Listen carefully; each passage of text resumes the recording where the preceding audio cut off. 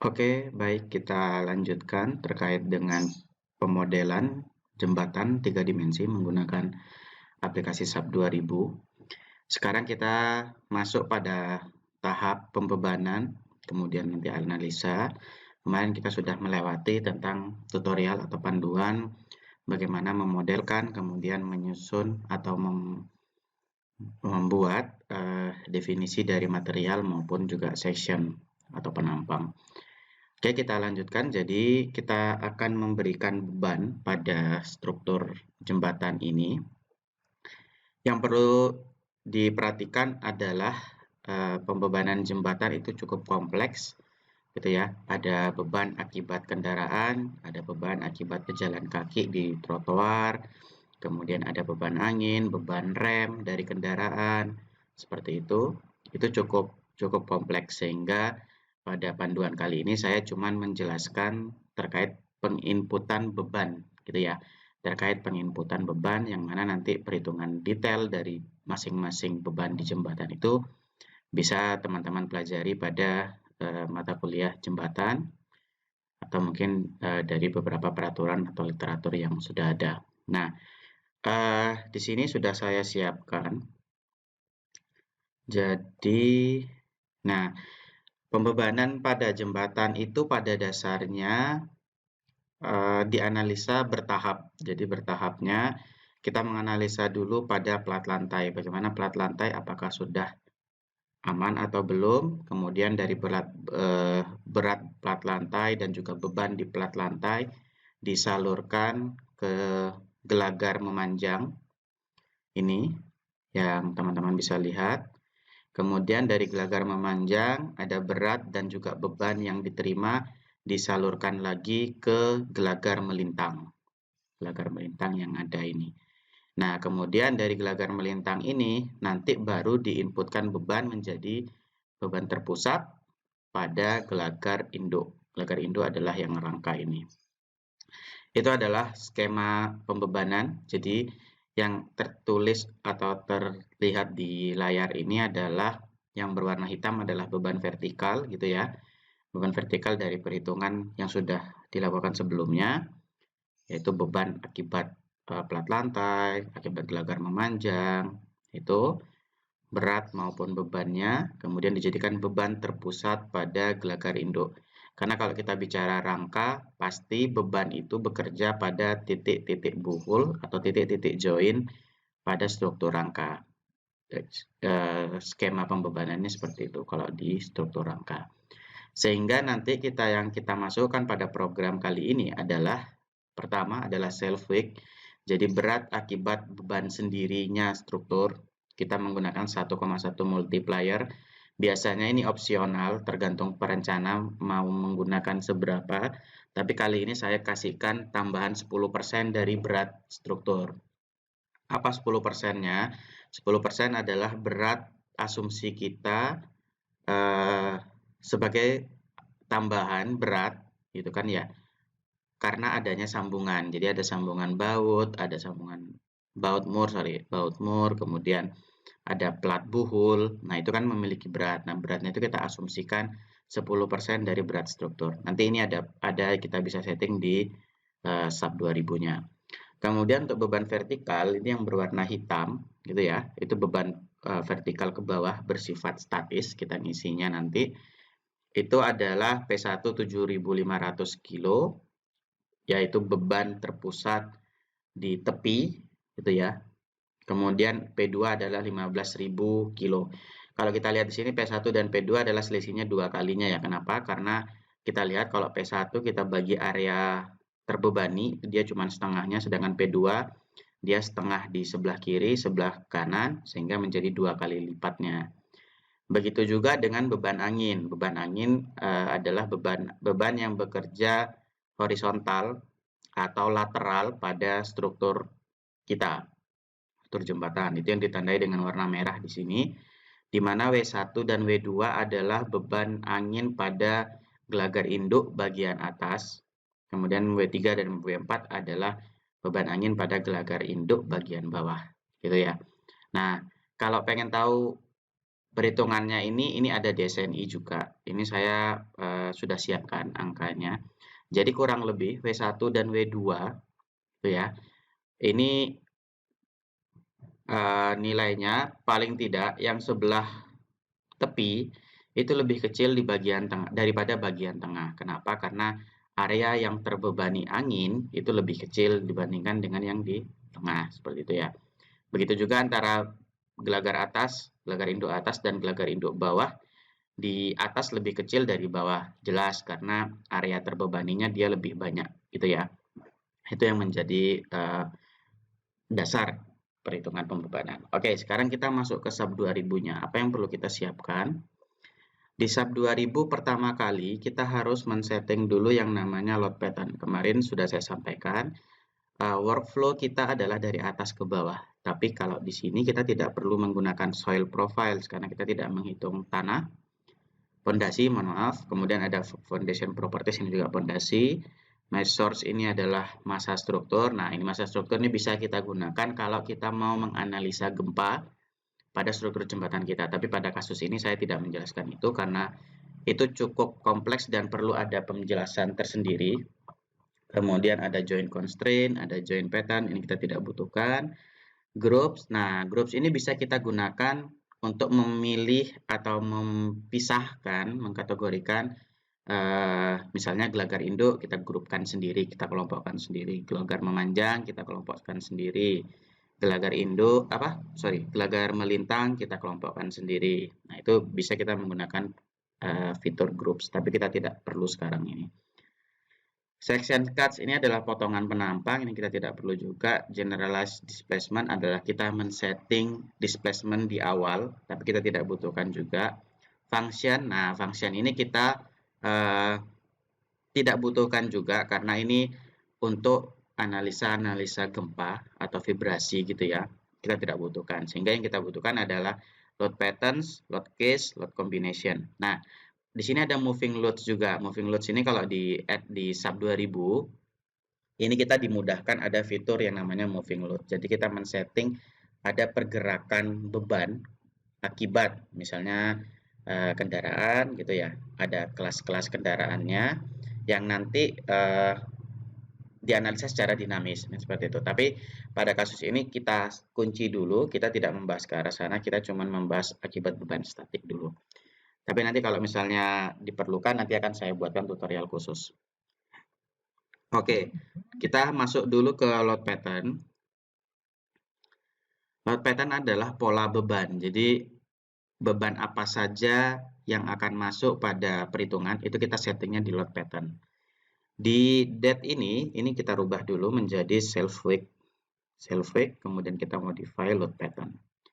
Self weight multiplier kita isi 1,1. Sorry, 1,1.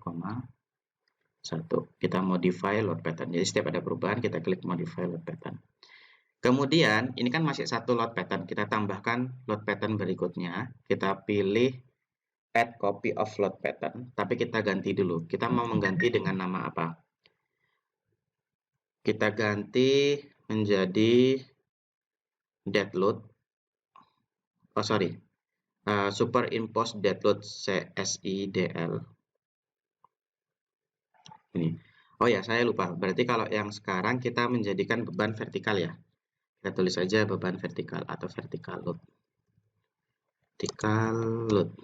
Nah, tipenya mungkin ini akibat beban hidup. Kita pilih live. Self multiplier-nya harus kita pilih 0. Kenapa? Cukup berat struktur itu cukup satu kali saja. Sehingga kita pilih add copy of load pattern. Kemudian kita isi, nanti kita ganti lagi. Kita isi wind load. Wind load. Nah, tipe bisa kita isi dengan wind, tapi di auto lateral ini nanti akan muncul peraturan tentang angin. Kita tidak membutuhkan peraturan tentang angin. Jadi karena kita sudah menghitung secara manual. Kita pilih add new load pattern. Yang ini tadi kita ganti menjadi vertical load. Kita pilih modify. Kita oke kan. Jadi ini cuma pola ya. Jadi nanti kita akan setting lagi di case atau beban apa yang akan bekerja. Ini kita det ini kita hapus saja atau kita biarkan saja.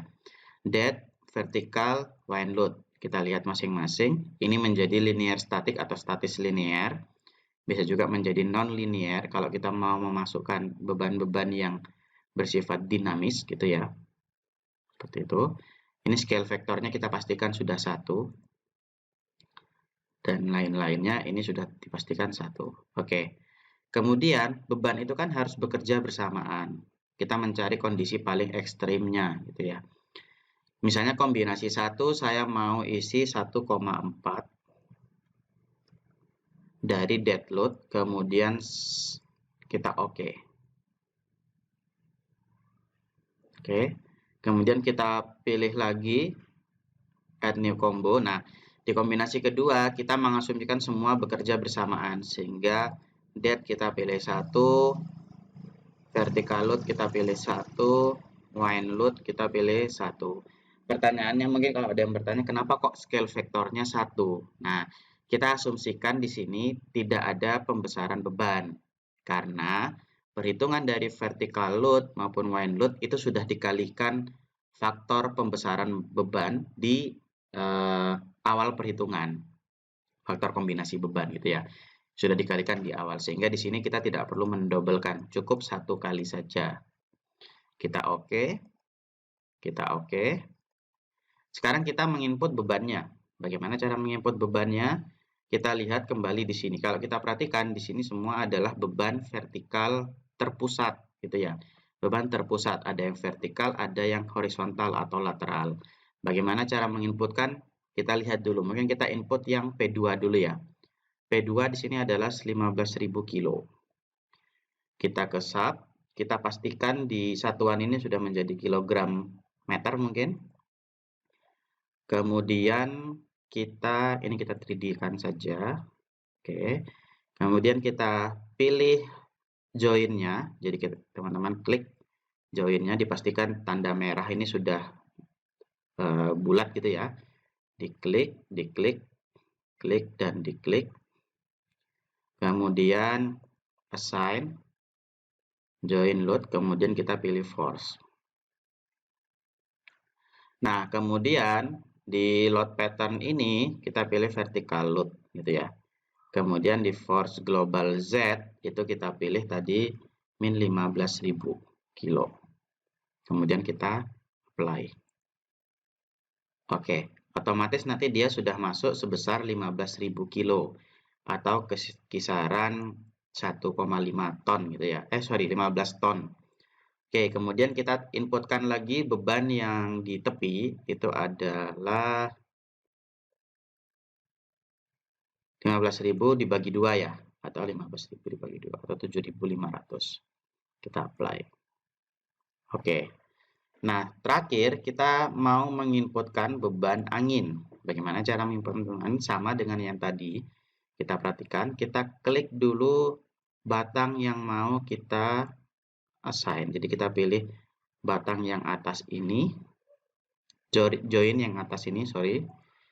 Nah, kita isi dengan angka yang sudah kita hitung sebelumnya. Itu adalah W1. W1 adalah 80, W2 90. Berarti di sini adalah 90. Nah, force globalnya kita ganti. Ini kita menggunakan sumbu global. Kenapa? Karena ini semuanya tegak pada sumbu global. Kita perhatikan kalau bebannya itu lateral ke sana, berarti dia sumbu Y ya. Jadi kita isi yang Y, itu kita isi nilainya adalah karena dia searah dengan sumbu Y gitu ya. Maka kita isi dia 90. Dipastikan load pattern-nya menjadi line load gitu ya. Terus kita apply. Maka bebannya akan menuju ke sana. Sedangkan yang di pinggir itu tadi adalah 80. Kita ganti menjadi 80. Kita apply. Jadi ini tidak perlu di close dulu ya, tidak perlu di oke, cukup di apply saja dia akan terisi gitu ya. Oke, kemudian kita lihat lagi untuk beban yang di bawah, tengah 300, di pinggir 150. Di tengah ini 300 kilo. Itu ya. Sama, ini kita pilih force global Y. Kita pilih 300, kemudian yang di sini kita pilih 150. Oke. Oke, setelah ini sudah jadi, kemudian kita masuk pada analisis gitu ya. Kita analisis. Nah, ini dipastikan action-nya terrun semuanya. Kalau kita tidak run, ini berarti dia tidak akan menghitung case dead atau case dari beban dead, beban mati gitu ya. Dia tidak akan menghitung, tapi kita butuhkan semuanya. Kemudian kita run now.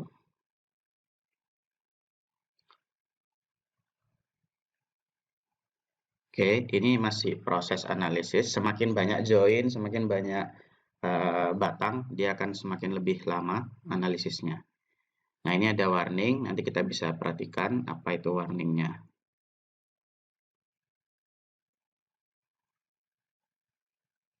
Oh, no warning message found between the queue. Berarti ini bisa kita abaikan gitu ya.